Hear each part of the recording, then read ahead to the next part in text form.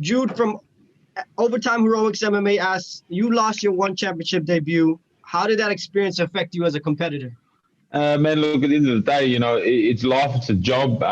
You win, you lose. But, in all honesty, it taught me a lot, how to be a professional, inside and outside the circle. And, I feel like I learned a lot. And you're going to see come October 30 the massive difference, that it has made to me. So I'm excited to show the world, the new me. So. This question from Conan Daly. Before that loss to Peter Baust, you had 2 consecutive rear naked choke wins. Is that something you're going to look for against Foley Young this Friday? Of course, man. He shows me his neck. I'm going to take it. You know what I mean? That's how I work. That's how I operate. You give me anything, and I'm going to take it. So yeah, he shows me that neck. I'm going to choke him just like you said. Now there's a big. This question here is from Ivan of Dugout, Philippines. There's a big title bout for the lightweight championship on Christian Lee versus Yuri Lapic. Is something you're probably going to keep your eyes on closely, I'm sure. Do you think that beating Foley Young will put you a step in that direction? Oh, of course, you know what I mean. To beat a guy like Edward is massive for my career, and yeah, definitely sending me a step closer to that one championship world title. So yeah, for sure. Talk to us a little bit about moving over to Sanford MMA. I'm sure that's been a big help for you. You also have Martin, the situation we're in there over there, who fought Edward Foley Young once. Has he given you any tips? And how big of a confidence boost is that? Oh, massive, you know what I mean? To have the extensive, information that I've already got on Edward. He's obviously a very experienced fighter, so there's a lot of footage on him, on how he's fought, how he fights. And then to have a guy like Martin who has fought him and beat him is massive, you know what I mean? So to be a part of a team like Sanford, who, I believe is one of the best teams in the world, and to have a guy like Martin, with that inside information, it's a massive boost to me and going into this fight. Question here from Fight Game Asia. Taking on a Filipino legend like Edward, a former 2-time one lightweight world champion, does that put pressure on you to win, to put a big name on your resume? Or do you feel like the pressure on him? The pressure is on him. Yeah, definitely. I feel like more so the pressure would be on him. He's the guy who's got all this exposure, and the country right behind him. And if anything, the pressure's going to be on him, man. I'm just in there. I don't care who it is, whether it's a legend, whether it's just another name. To me, it's just all a fight. You know what I mean? So I don't feel the pressure of the names, and I just can't wait to get in there and show the Filipino fans, put on a show for them and put a show on for the world. We got a question here asking you, why didn't you dye your hair blonde as well? Nah, I don't think it would suit me too much, man. I got that, nice European look about me. I like the dark hair, Now, that's a question from Ivan Dugout of the Philippines. Tell us more about your Italian and Greek background. How has it shaped you as a martial artist? You know what I mean? As a martial artist, I can't say it's more the way we grew up as Italians and Greeks, we're very family orientated, any of the fans out there who follow me as a person, I'm very much so all about my family, about my friends, you know what I mean? And that's what I do for. So I guess it shaped me in terms of the loyalty, the respect. As you can see, it says it on my shirt, dedication. And that's what those values taught me. My grandparents taught me that. My father taught me that. And it carries me through my life and my career. Question from Jude. Ground game has been Foley Young's biggest issue. Well, that is your strength, with Foley Young's athleticism and explosiveness being his. Do you think you can bring your advantages and take him on? Oh, 100%. Yeah, for sure. You know what I mean? That's why I'm here. You know what I mean? I'm not here to thinking that I'm going to lose. So, no, 100%. I feel like, Foley Young, yeah, he's explosive, but, no offense.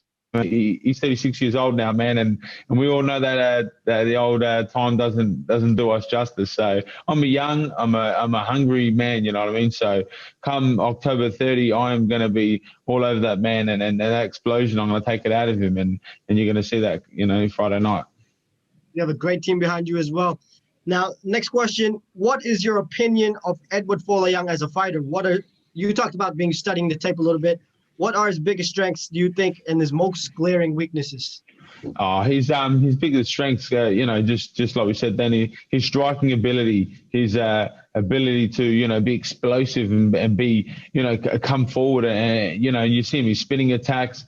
He's got excellent leg kicks. There's a lot of good things to say about Edward, but at the same time, there's a lot of holes that Edward has, and he's been exposed many a times before. And these are the holes that me and my team have noticed, and we're going to expose again. So, yeah. Question from Fight Game Asia. Elaborate on that. What do you think will be the biggest difference in this fight? What will push you over the edge and give you a victory over one of the most well-regarded lightweights in the division? I believe, one of the biggest things is my youth, my mental strength and my heart. I really think that there's no man out there on the planet who has the heart like me. You know what I mean? And that's no disrespect to Edward, because he has a massive heart, man, and he's shown his whole career. But this is a whole new era, and I'm coming in to take everything he's got, and I want to become a legend just like him. I want to be spoken about as a legend just like he has. So coming October 30, I want everything he has and more, and I can't wait to take it. Can't wait to watch. Can you tell us a little bit about your experience working with Henry Hooft and also working with the guys like Ong La and Martin and TL and all those guys? Oh yeah, it's massive. You know what I mean? I come from a very small city in Adelaide, man, where no one's ever made it as a professional. So to rub shoulders with guys like Henry Hooft, who's arguably one of the best coaches in the world. I've watched him for a long time. I've studied him for a long time, and now to call him my own coach and have him in my corner, and it's massive. And to have guys like Martin, Till, Ong La, I mean, as not only friends but as teammates, and now we're fighting together. It's massive, you know what I mean? It's honestly things that dreams are made of. You're a fighter, man, and these are things that you and I dream about. So, I'm living a dream, and I can't wait, to see what this journey has for me. Excited for you, man. What have you learned from them specifically that has changed your style or your way of thinking, and what areas have you upgraded the most?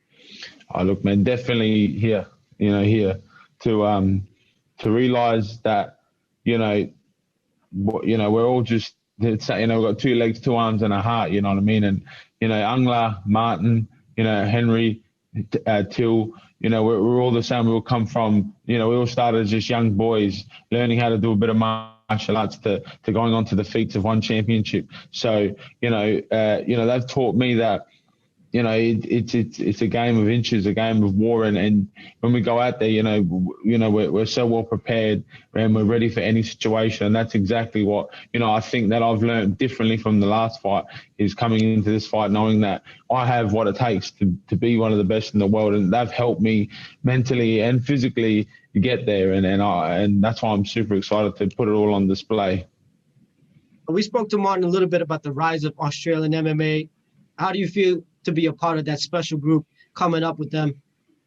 Oh yeah, man, it's massive. You know what I mean? Like, I'm a massive, supporter of martial arts for everybody, for kids, for adults, and and in Australia, martial arts can be a bit taboo. You know what I mean? It can be a bit, people don't want to touch it because it's seen as violence.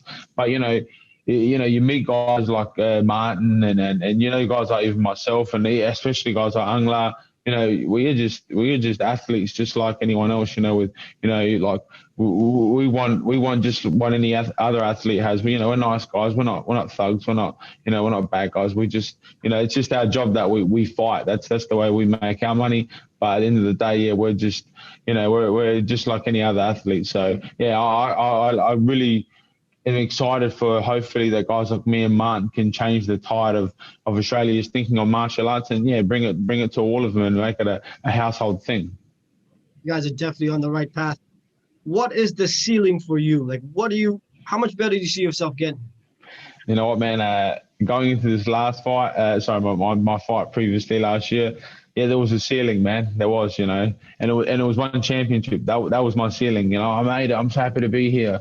But now, man, and I've said it many a times, leading into this camp, there are no limitations. The only limitations in life are the ones you set on yourself. And after, my last fight, I I was kicking myself, man. I really put limitation on myself, and this time there is no limitations. That's why when I heard a guy like, Edward, most people from my town, they would be scared of that challenge. To me, it's not a challenge. It's a massive chance. So I'm like, let's do it. And yeah, like I said, man, there is no ceiling to this. This journey is something that people should really tune in, because, I swear by it, man. I'm gonna, make a difference to my life, my family's life, and I want to go down as one of the greats.